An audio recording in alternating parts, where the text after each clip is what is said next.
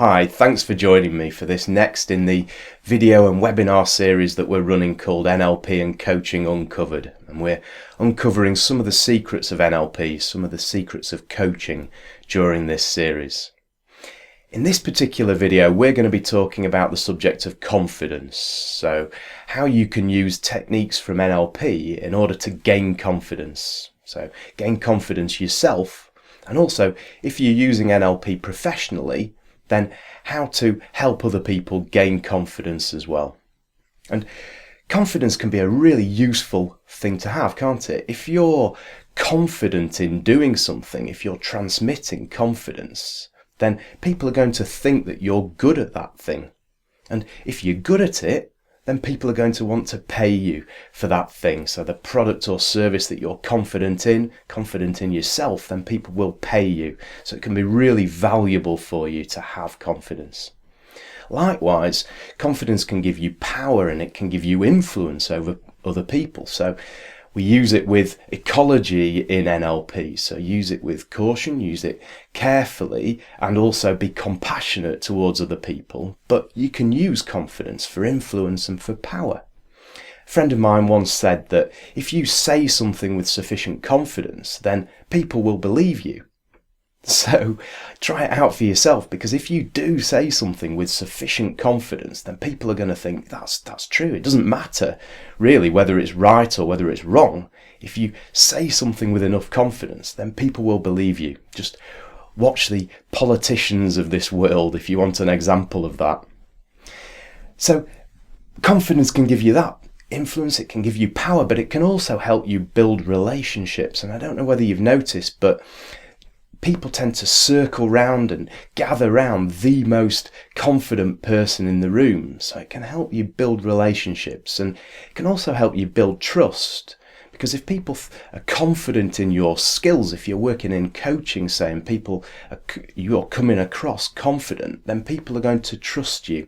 And if you've got trust, then you've got a way to help people to build better lives. People will listen to you. So confidence can be useful in that way as well. Likewise, and on the flip side, not having confidence can be a bit of a hindrance in life. It can lead to you limiting your life. It can lead to you staying in your comfort zone and being really cautious throughout life, which sometimes can hold you back. So having confidence enables you to go for your objectives, go for your goals, and also build a better life. So we're going to be talking about confidence. We're going to be looking at some of the techniques from NLP that you can use to build confidence yourself and to help other people to gain a better level of confidence in their own lives. And NLP is a series of processes and techniques, and it's my hope that you're going to enjoy what you hear during this and what you see during this video today, and really that it will pique your interest so that hopefully you go on to want to study NLP and gain some professional qualifications in NLP that we can help you at excellenceassured.com, that we can help you achieve.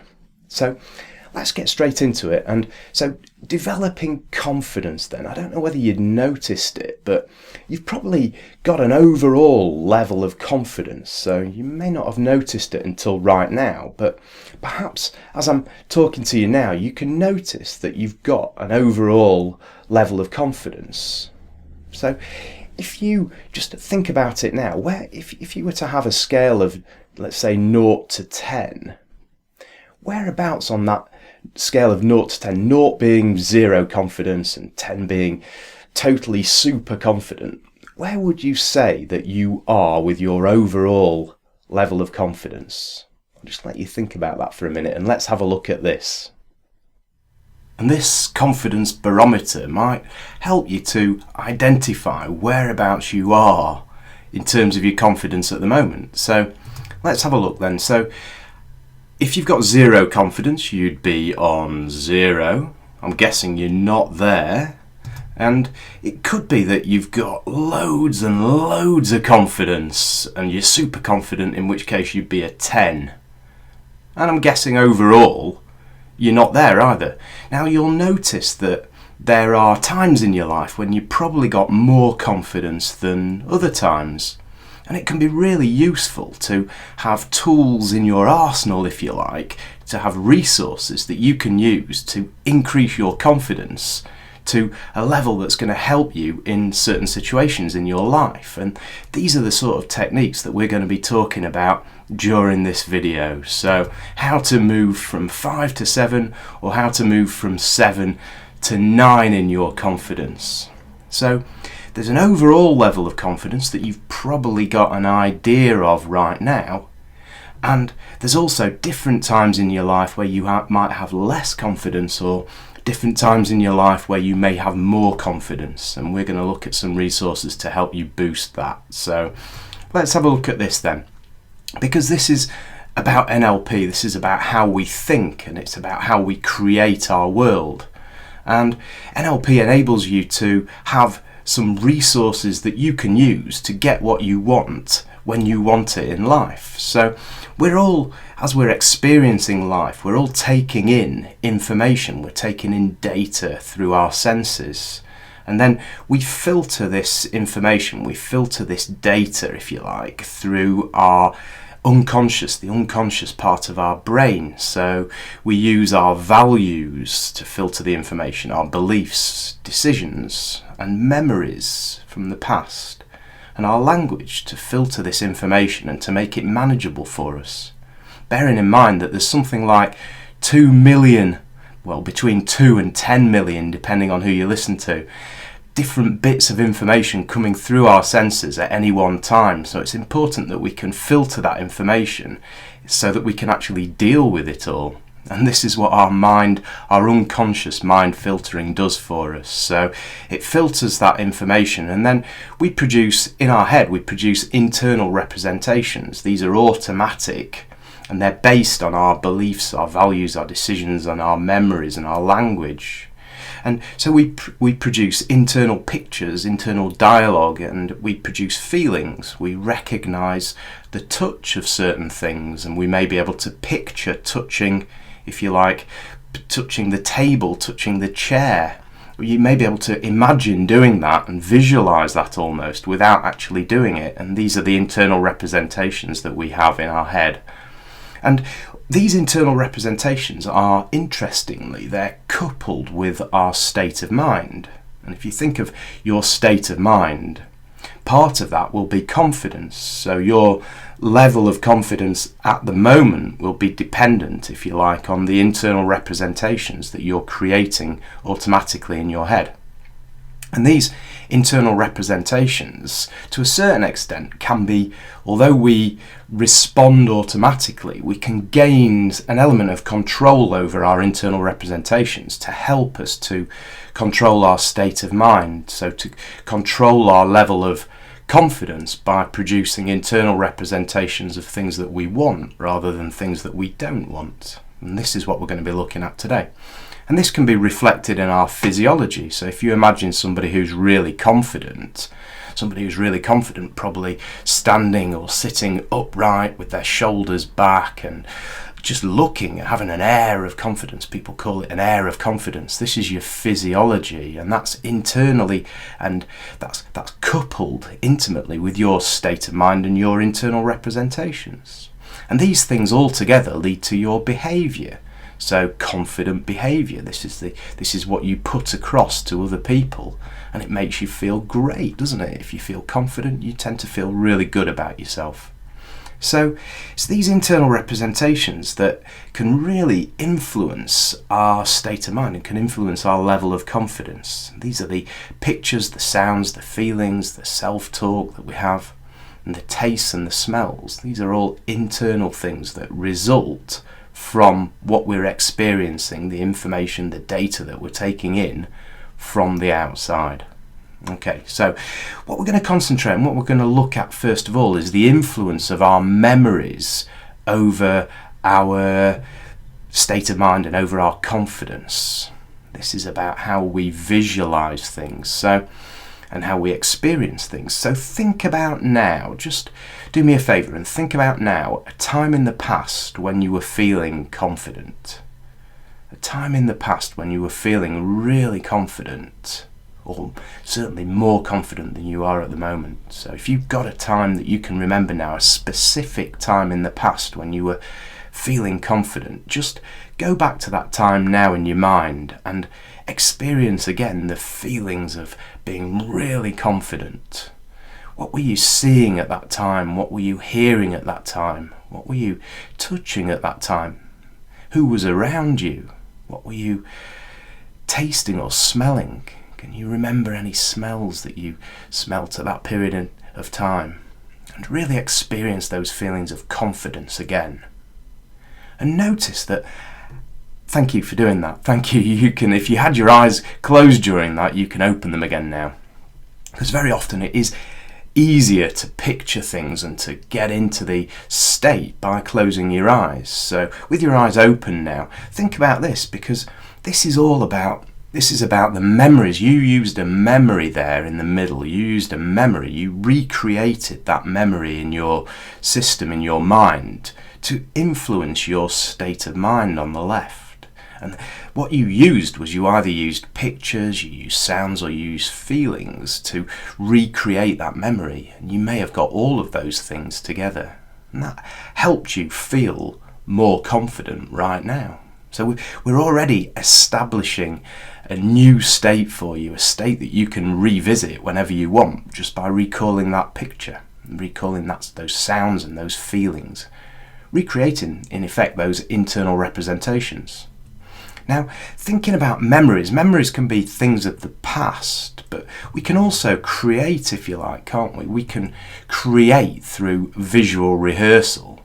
We can create things, future events and ways that we want to be in the future. So the picture there is of Jessica Ennis. She won a gold medal at the London Olympics through visual rehearsal. She said in her autobiography that she pictured in her mind, before the final events in her gold medal winning series, she pictured how she would be feeling the next day where she was participating and competing. She pictured how she would be, that she would be confident, that she would be assured, that she would be using the crowd to help her. There's a home crowd at the London Olympics. And she used all of these things. So rather than let things happen and maybe the nerves taking over, she created these future memories. She visualized how it was going to be and how exactly she wanted things to be for herself in the future. And she was super confident that next day. She had no nerves, super confident, and she won. And she went away from the field, from her competitors in the events of the next day, and it really worked for her. And it can really work for you as well. So that's how visual rehearsal can take you, let's say, from a standard 5 on your confidence barometer to a 7, or even in Jessica's case, a 9 or a 10, to get you really super confident. And this can be useful, can't it, in lots of situations. This is not necessarily about changing your overall confidence barometer, but this is saying, I've got an event in the future and I want to be really confident. How can I do it? And one of the ways you can do it is by visual rehearsal, so rehearsing things from the future and also thinking about things from the past as well to help you with that. So very often we don't necessarily deliberately manufacture a level of confidence. We just get confident or we don't get confident depending on things that are happening. And NLP is all about creating the outcomes that you want in life. So it's by using the tools that we have in our magnificent brains to create the confidence that we want and create the behavior that we want in the future. So we can get a stimulus which is a bit of information, a bit of data, something that happens to us in our life that sets off a chain, if you like, of internal representations, and it gives us the confidence and the behaviour that we want. And very often it works the other way round. So very often things happen and we get negative and we lose confidence. Let's say we're getting ready for a to do a presentation. Lots of people are scared and fearful and not confident over presenting in front of other people. So even the thought of doing it sets off a chain of negative thoughts or negative internal representations, and they get nervous and the talk doesn't go as they want. So the NLP and what we're going to look at now is about creating an automatic trigger, if you like, that sets off a chain of internal representations for things that we want rather than things that we don't want. So it'll give you a set of green lights so that you achieve your outcome. And this is all about focusing on the trigger for your behavior. So the trigger picture, the trigger feeling, the trigger sound, something like that. And I want you to just, with this particular, we're going to do an exercise in a minute, and I want you to think about, let's say you've got a situation coming up in the future where you would benefit from being more confident than you expect to be. So it may be some time where you'd normally feel nervous, less confident, and you'd want to be confident. So just think now about the picture that when you think about that thing, what is the picture that you get in your mind that's creating the nervousness or the lack of confidence? What is the trigger for that thing? I want you to think about that now and just get that picture in your mind's eye. Now, this we're going to call the present or the undesired state. It's an undesired state of mind, the present state of mind. What's the trigger picture for that? I want you to be imagining that you're in that situation and therefore looking through your own eyes. So you might be, for example, if you're doing a presentation, let's say, or you're in an interview situation. It can be useful, can't it, in those situations to be confident. And so you might be thinking, oh crikey, you might be thinking about looking at the audience or the people who are interviewing you, and that might set your nerves off. What is it that you're looking at through your own eyes as you imagine that thing? That's your trigger picture, so we're going to use that picture. Okay, and we're going to replace it with a picture of something that you do want. So this is going to be your desired picture or your desired state. And for this state, I want you to see yourself in the future in this scenario that we're thinking about. I want you to see yourself actually being really confident and for things to be going really well for you and for you to be speaking or behaving with confidence and really eloquently and just having things the way that you want them. It might be a performance that you're doing or something like that in the future. See yourself, as Jessica Ennis did, actually really performing well and achieving your goals and your objectives. You are amazing. And this is going to be your replacement picture. So here's what we're going to do. We're going to think about this in your mind's eye. So you're going to have your eyes closed at this point in time. You're going to have your eyes closed. You don't need to close them yet, but you're going to have your eyes closed and you're going to have the trigger picture, the undesired picture, right in front of you in your mind's eye. You're going to be imagining that thing right in front of you, big and bold in big colour. You're going to think about that, and that's obviously going to make you feel a bit awkward, so we're not going to hold it there for long. And in the bottom left hand corner, as you imagine these things, in the bottom left hand corner of your mind's eye, you're going to have the small and dark. You're going to have the picture of the thing that you want instead. Okay, so you're going to have that small and dark. And we're going to move these two pictures around. So we're going to move the trigger picture down and replace the other picture, and we're going to bring the desired state up. So we're going to bring the desired state up and move the trigger picture down. And we're going to do that simultaneously. Okay, so we're going to do it simultaneously, so it looks like that. So, you ready to do that? We're going to bring up the trigger picture in your mind's eye. We're going to bring that up now. So if you wouldn't mind, if you could close your eyes and just bring up the picture of the thing that sets off the behaviour that you don't want. Bring that up, and small and dark, and in the bottom left hand corner of your mind's eye, have the picture of the thing that you want. And you're going to get ready to swish them over, to move them over. So after 3, you're going to swish them over. So 1, 2, 3, swish them over. And have that desired picture big and bold right in front of you. See yourself achieving your outcome and achieving your goals. Think about that now. Notice how the more you think about it, the other picture just disappears, and you can actually, if you can still see it, you can actually just make it dark and grey and then black, and just shoot the picture off into the distance, into the corner of the room, so it's like a postage stamp and you can hardly see it. Just do that now and notice it disappear to be replaced by the picture of what you want. And notice as you do that, just notice how that makes you feel now. Does it make you feel more confident? I hope that it does. And you can do this 50 times. Sometimes you can open your eyes again now. Thank you very much.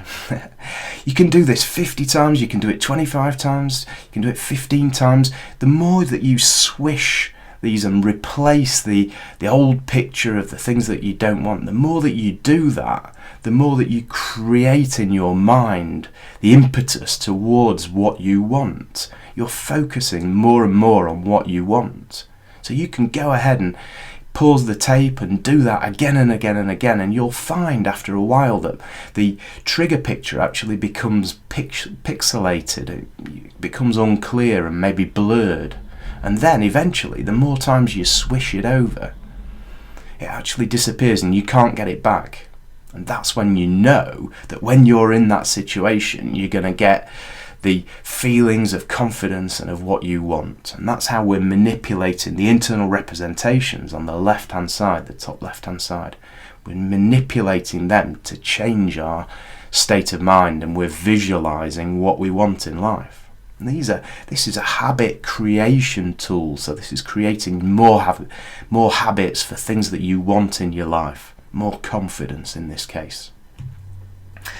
One of the other things we can look at is beliefs. So beliefs about yourself, and what we've got in front of us is the wheel of life. So that, we like to, in a coaching environment, we like to segregate life, if you like, into different chunks or slices of a cake or parts of a wheel. So if you think about it like that, there are different parts of your life in which you exist and in which you behave, in which you think.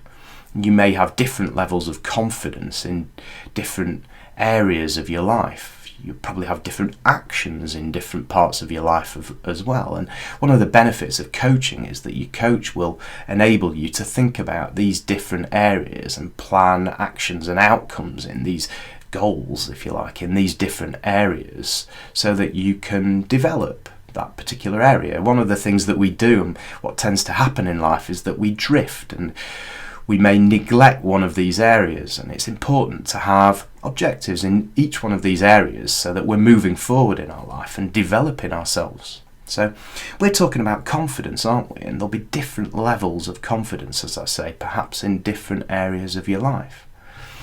So thinking about that, this is a concept called the neurological levels concept from NLP, and we think and we behave at different levels, if you like. We think in abstract terms and we think in detailed terms. So thinking of this as a pyramid, right down into the detail, we're thinking about the environment that we're in. We behave in various different environments.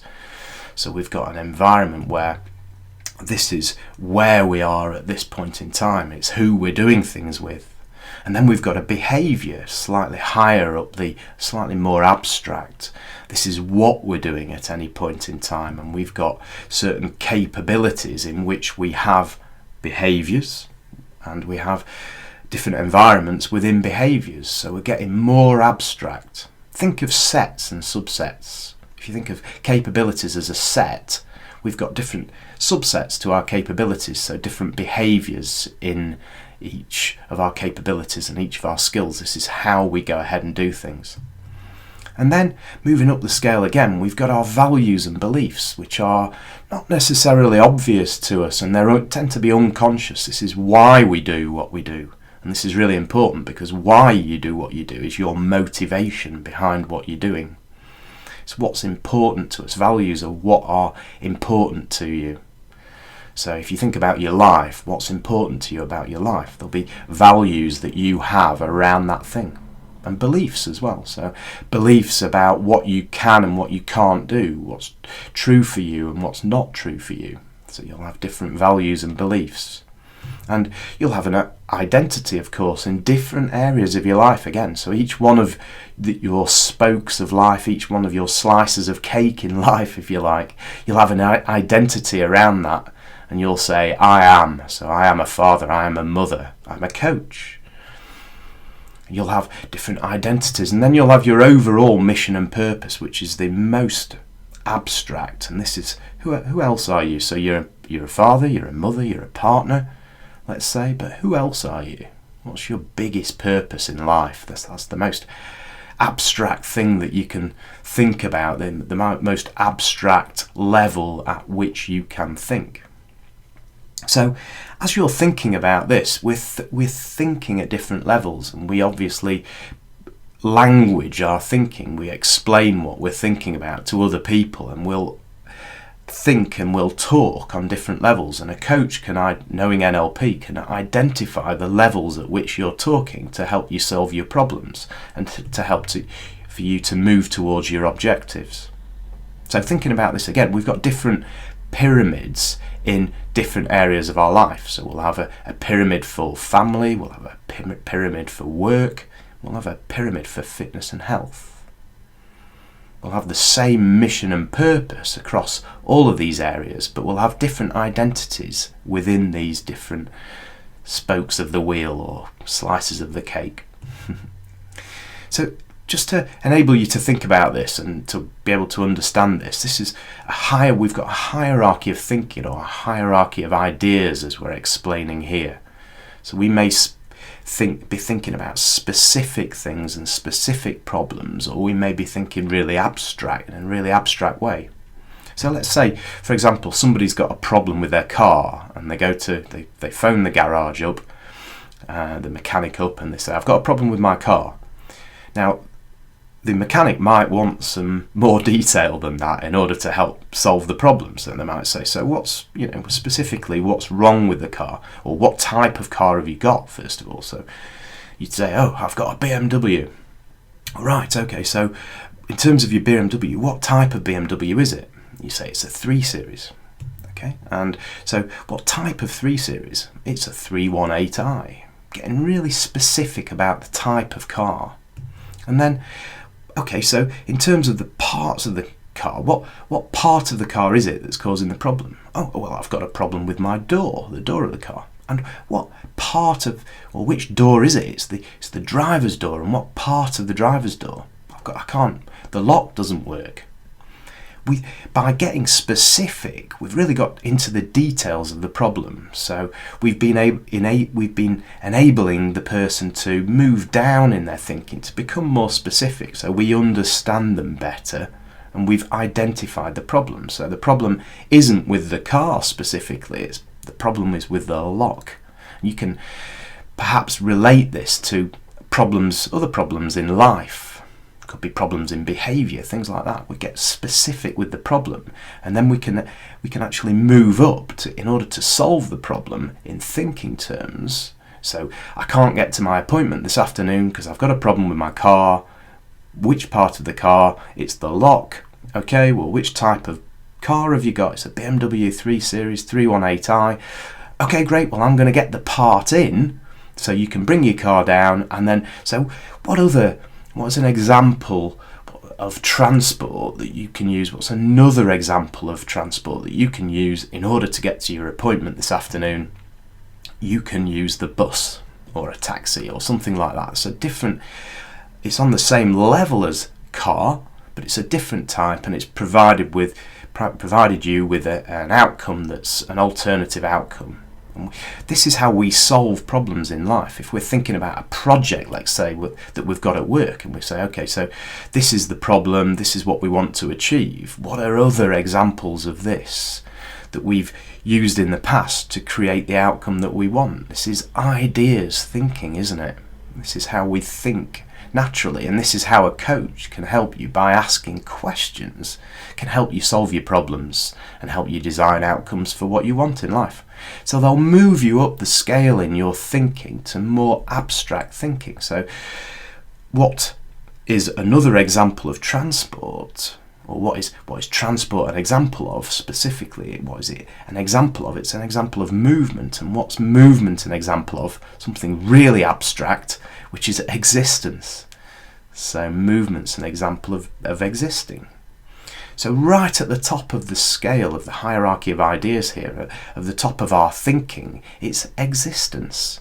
And if you think about it in terms of that triangle again, your existence is your mission and your purpose. Mission and purpose. And then you move down the scale to your identity, to your values, your beliefs. That's where we think of these things in levels, and it helps us to solve our problems. This is what a great coach can do. So you get down into the detail by asking, what are examples of this specific thing? You move up the scale by saying, what's this an example of? And that enables you to, if you like, chunk up. Think about a bigger chunk of information, something more abstract. That's how you solve problems. So in terms of the triangle that we looked at, the pyramid that we looked at, the higher up the scale of thinking, the more abstract you're thinking, the higher up you look, the bigger influence you've got on the things below, on your thinking below. So thinking about this in terms of our pyramid, if you make interventions, if you solve problems at mission and purpose and identity level, or at values and beliefs levels, then it's going to influence all of the other areas below. So let's say you've got a problem with beliefs or values around something in your life. You know, I can or I can't do something will be a belief. I can't do this. So if you've got a problem at that level, then it's going to affect all of the areas below. So it'll mean that you can't do it, that your skills aren't good enough, that you don't have the necessary tools in your skill levels, and your behaviours are not what you want. And that means that generally the problem is that you're experiencing it at environment level. You can't do your job properly, you can't work on your relationships properly, things aren't working for you where you are right now in your life, and that's your problem. However, the problems originated at a higher level in this pyramid, in your neurological levels, a higher level, deeply unconscious in your values and beliefs. So if you solve the problem at values and beliefs level, then you can solve the problem at the other levels as well. So somebody might say, for example, I don't want to do this. Think about a work situation. Somebody might say, I don't want to do this. This is not what I want to do in my life anymore. You're telling me to do something that I don't want to do. And they might be thinking, I don't want to do it, but the chances are that there are some beliefs or values conflicts in there, and they're actually probably thinking, I can't do it in some way. So it might be a values conflict, or it might be a belief conflict, and a belief conflict could be, I can't do it. And that's going to affect all of the things below. So what we're talking about here is actually identifying limiting beliefs or limiting decisions so that you can eradicate them and improve your confidence, improve your overall level of confidence. So wherever you decided that your confidence was, if it was a 4, a 5, a 6 or a 7, what would have to happen? Just ask yourself this question now. What would have to happen in order to improve your confidence? What would have to happen to move it to 7 or to move it to 9? What would have to happen? You might want to pause the video here and just write down the things that spring to mind now. What are the things that would have to happen? Because these things are barriers to your confidence. And are they absolutely necessary? Are they absolutely necessary? You'll have identified by listing the things that would have to happen to move your confidence. You'll have listed the things that often identify limiting decisions or limiting beliefs that you have around that situation. So limiting beliefs could be things like I can't, I don't deserve, I'm not good enough. I shouldn't, I'm not able to do this. I don't deserve to be confident. Some people say that. I'm not good enough. Talking to somebody recently, they said, I reached 34 in my life before I gained a reasonable level of confidence, because until I got my PhD, my qualification, I didn't feel as though I was good enough to teach. I didn't feel as though I was good enough. Even though I had qualifications to teach, I didn't have the right level of qualification for me to feel as though I was good enough to teach. That's a limiting belief that held that person back for a good 10 to 12 years in their career. And you might identify some limiting beliefs that you've had around your own level of confidence. What is it that's stopping you from having more confidence right now? It'll identify some limiting beliefs with you. So, how do you overcome that? Well, when did you decide that? So when did you decide that you're not good enough? When did you decide that you can't do it? That might make you think a little while about that. It might make you think a little bit about it, because when did you decide that? That's it. At some point in time in your past, you'll have made a decision. It may be something that you've made, a decision that you've made several times or over a period of time, but the trigger for that decision will have occurred one day in a moment in time. So when you look at your list of things that are stopping you gain more confidence, as you look at maybe the top thing on that list, when did you decide that? When did you decide that that was important? You can actually, by thinking about your timeline in your mind's eye, you order and you maintain memories in your head in a sequence. So you will store memories of the past in a sequence in your mind's eye, and you will in your body, and you will store future memories there. And you can imagine that the things that are further away in your past are probably further away in your memory. So you can actually join these memories up. So you've got your past on one side, your future on the other. And you can join the two things up and they'll form a line. So you can actually, if you think about that now, the things that were in the past, further away in the past, maybe further away on that line. So what we can actually do is we can travel along that line, or actually above the line and along it, to different positions to observe the limiting decision, the time that you made the limiting decision and where it became a belief for you or a rule for you. And we can examine that in different terms so that you can change it, and perhaps you'll think about things differently, and maybe it won't be quite as important to you, or maybe it won't be important at all once you've seen it in a different light. So we can go back along our timelines in order to identify memories that we've had problems with in the past, and just by looking at a memory, again from a distance, from a therapeutic distance if you like, in a coaching or a therapy scenario, you can examine a memory or a decision, and once you've examined it, it will change forever. So you can take learnings from it. So we're going to travel to position 1 here, or we can, and position 1 is along your timeline from now and above your timeline. So you travel to position 1 and you notice the event below you where you made that decision.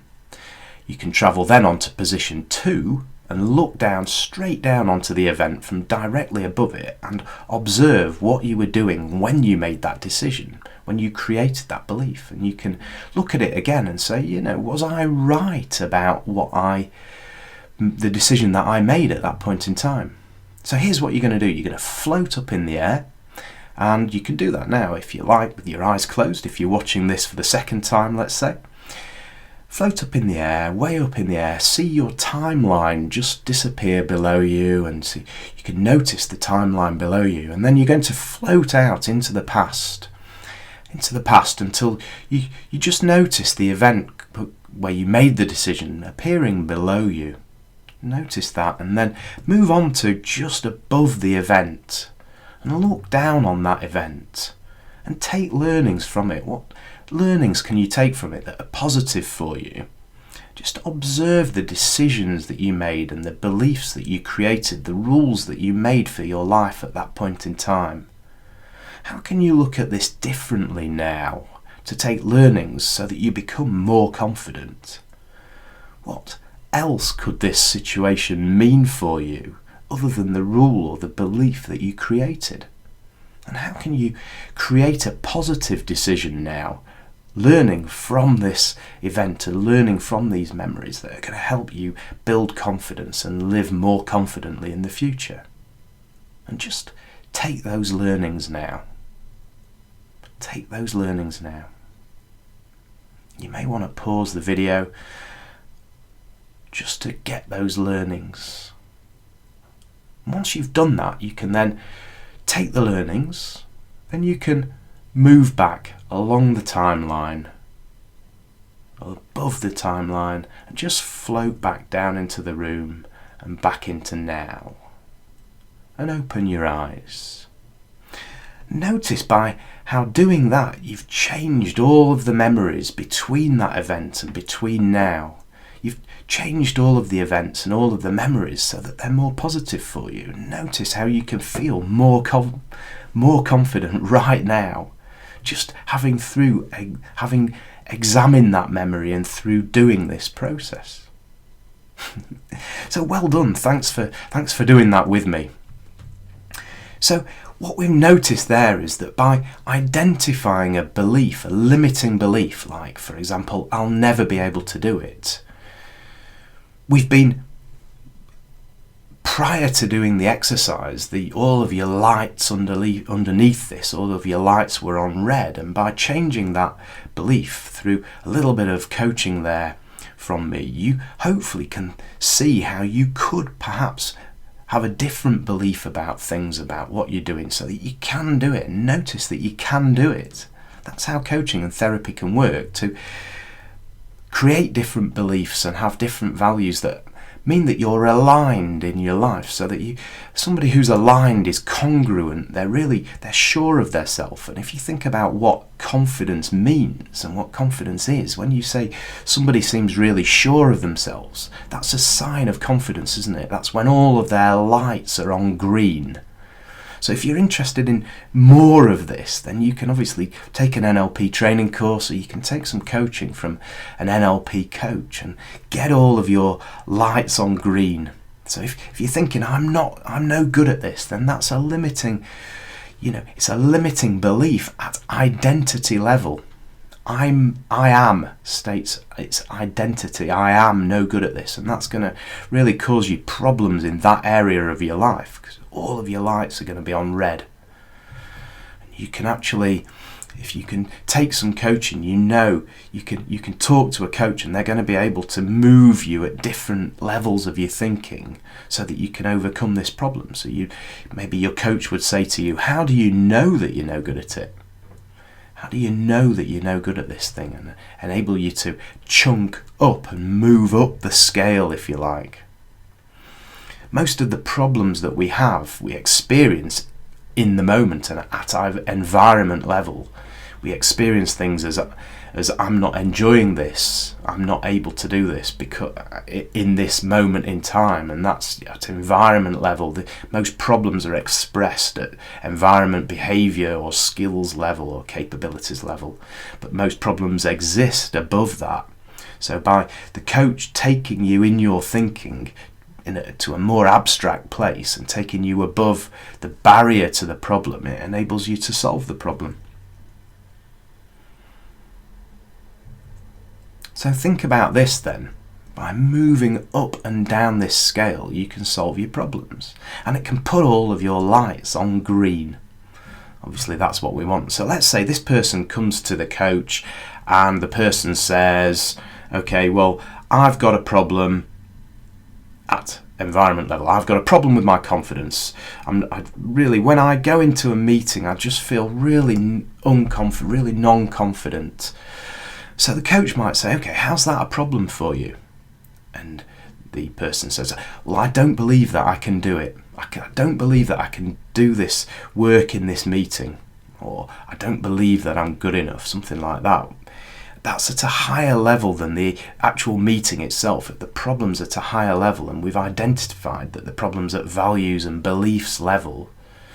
So how do we actually solve this problem? Because there's a barrier in the mind, isn't there? And by moving above the barrier, by asking questions of that person, we can move them up the scale in their thinking from the detail to get to a more abstract way of thinking, and that provides them with more resources so that they're able to see life outside of the problem, above the barrier of the problem, and in that way the problem disappears.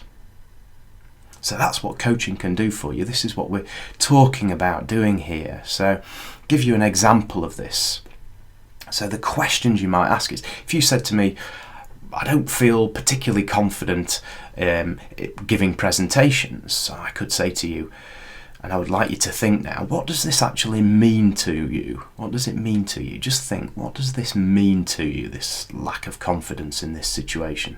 What does it mean to you? And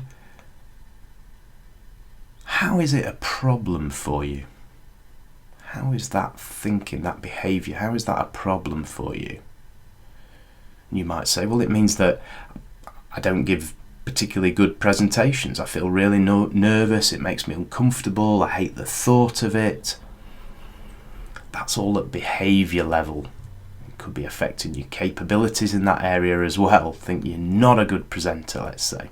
You haven't got confidence. So we're going to ask ourselves another question here. So just thinking about, because I'm guessing that you're not like that in all areas of your life, are you? So it's particular areas of your life where you may lack confidence.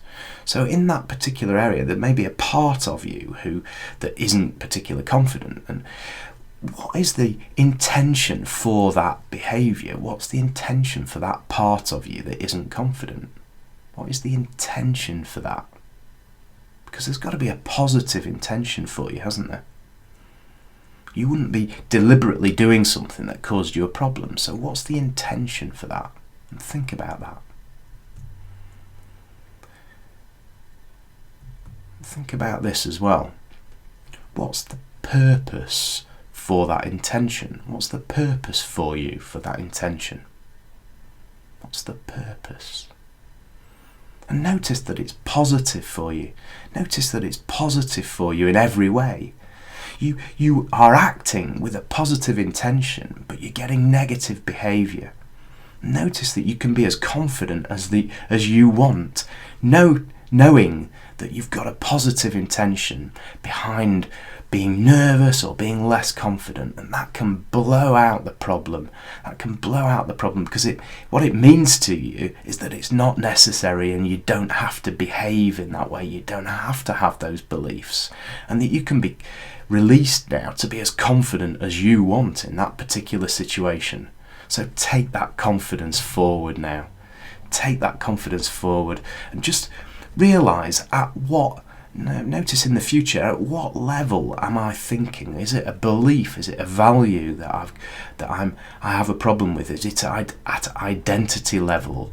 Notice that these things aren't problems. We've got tools that we can use via the skills that I'm talking about in these videos, via our NLP and coaching training courses, that can help you overcome these little problems, and also that you can talk to coaches about these sort of things, and they'll enable you to overcome these minor hiccups in your life and generate better beliefs and generate a whole load of values that are going to enable you to live congruently.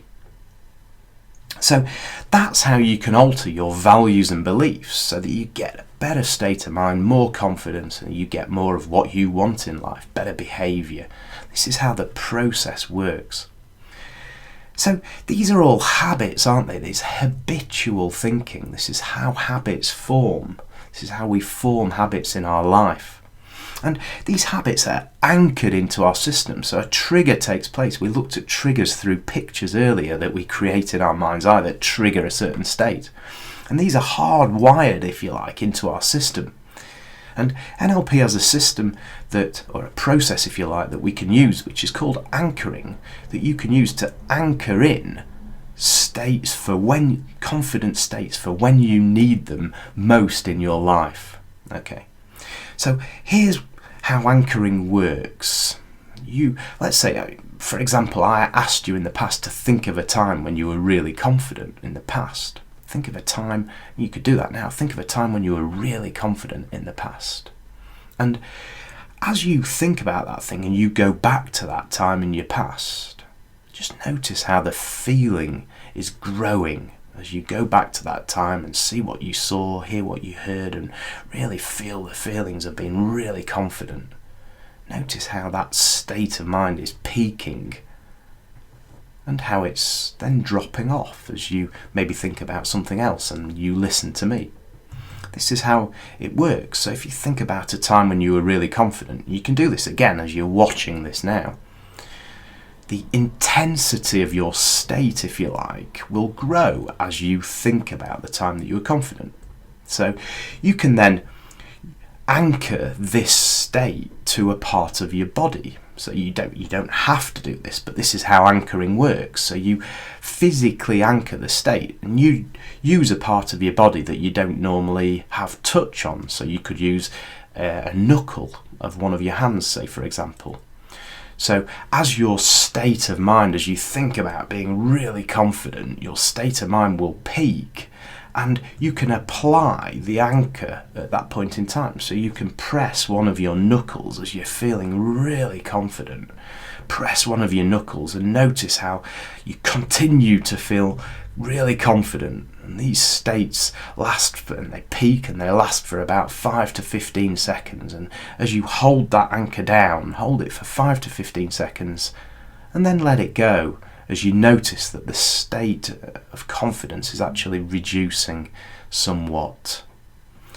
So that's how you anchor a state. That's how you anchor confidence. You can use other states as well. For example, happiness, being powerful, laughing, having what you want in life. Things like that are all states of mind. You don't have to have certain things happen in life in order to get these things. You can create them, create more of what you want in life by forming these anchors. So let's do this now. So what I want you to do is I want you to think of a time when you were totally confident. So can you remember a time now when you were totally confident in the past? And can you remember a specific time? So just remember that specific time now. And as you go back to that time now, with your eyes closed probably, you can go right back to that time and float down into your body. See what you saw, hear what you heard, and really feel the feelings of being totally confident. And as you do that, just apply your anchor now. Put your finger on your chosen knuckle. Hold it there and feel really confident. And as you just notice that confidence leaving you slightly, then pull your finger off. And notice the feeling and the state being lowering, and maybe it's becoming integrated into your system, so you're actually feeling generally more confident. And this is how it can work. These things are hardwired into our system. Now anchoring's, that's how you go ahead and anchoring, and you can open your eyes again now. Thank you. Take a deep breath. And these things are hardwired into our system. So by doing this once, you're going to set up the anchor, but it's only by using it on a regular basis that you can actually start forming the habit. So you've got this resource, you've got this anchor now for when you want it. So let's just test it. So take your finger and put it back on that knuckle that you placed your anchor on. So put your finger back on your knuckle and notice how confident that you're feeling right now. You do, don't you? You feel really confident. And release the anchor and notice how you're holding that confidence now. And that's how you've changed a state. That's how you've changed your state of mind, by applying an anchor. This is really useful, isn't it? And in our NLP training courses, we teach people how to collapse negative anchors. So how to, let's say you collapse nervousness with confidence. So you go immediately from nervousness to confidence, and you can do that, and we'll teach you how to do that on our NLP training courses. Hopefully this is proving really useful for you. So collapse anchors works by piling and constructing and piling positive states on each other, so creating positive anchors, a series of positive anchors, and putting them on top of each other and weighing them against a negative state so that the positive states take over the negative state. That's how collapse anchors works. So if you want to learn about that, then let me know. Otherwise, I've got another process for you to look at now, which is really, really useful.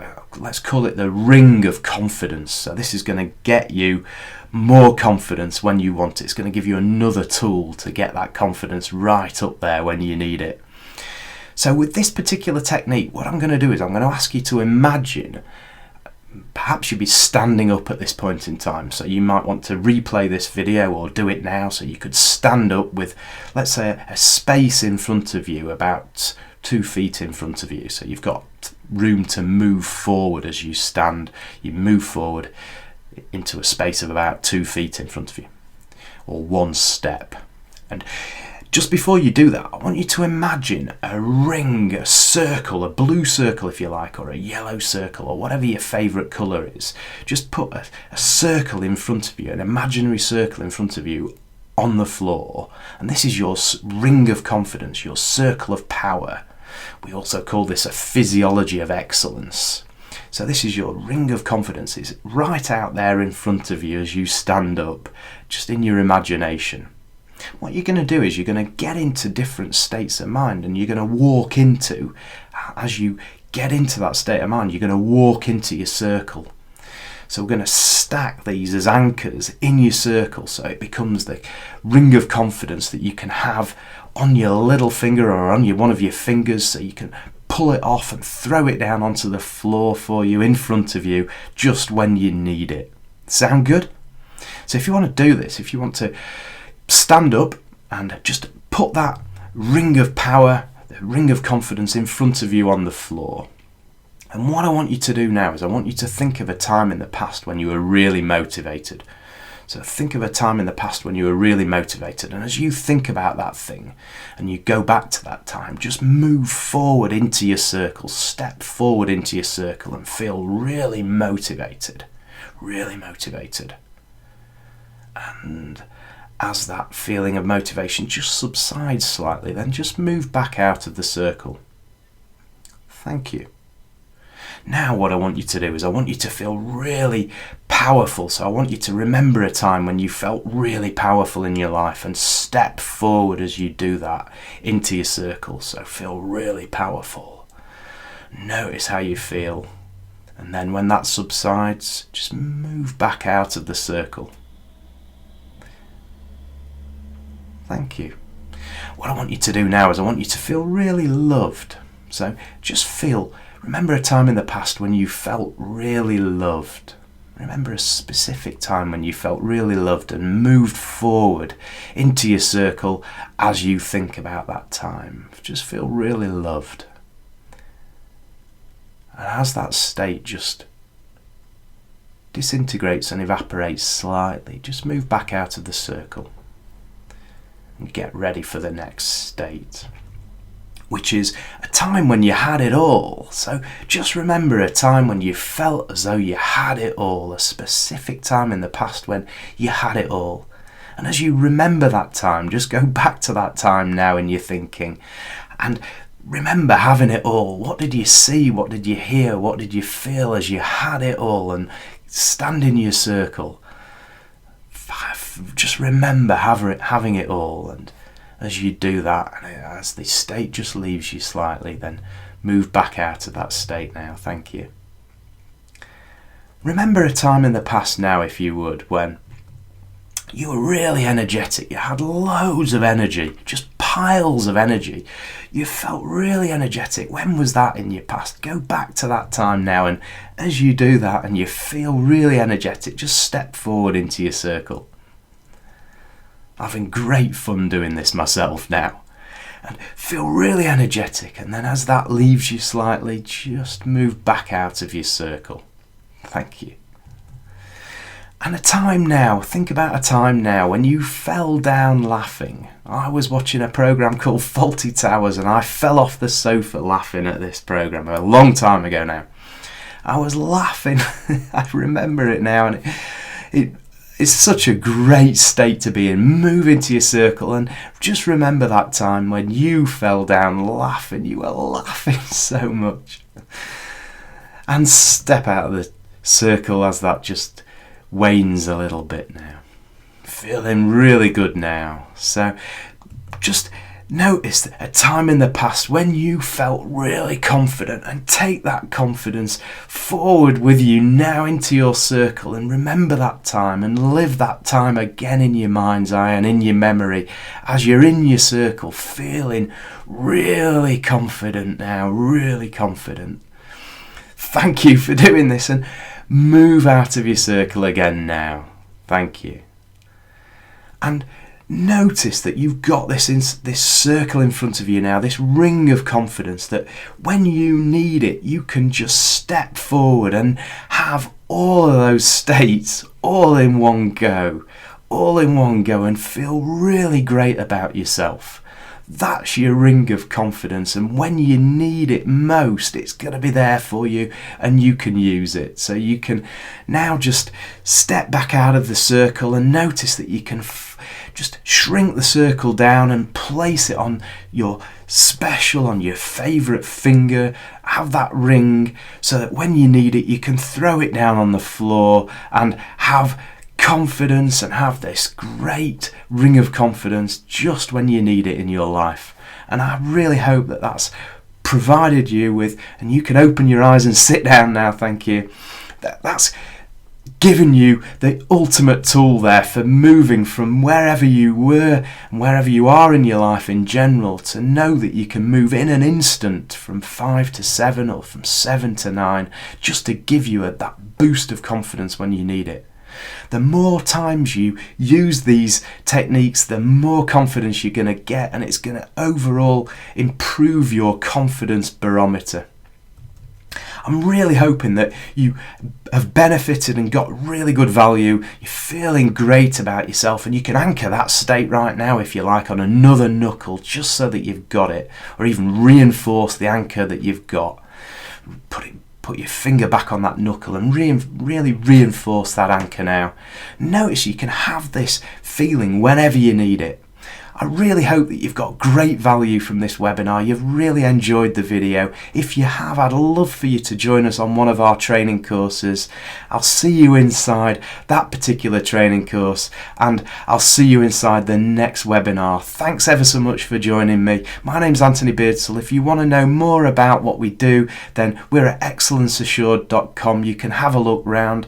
Hope you enjoy the website. There are lots of free tools on there, as well as some premium courses for you to get involved in and work with me on developing more of what you want in life. Thanks ever so much for joining me, and I'll catch you on the next one. Thank you very much. Bye bye.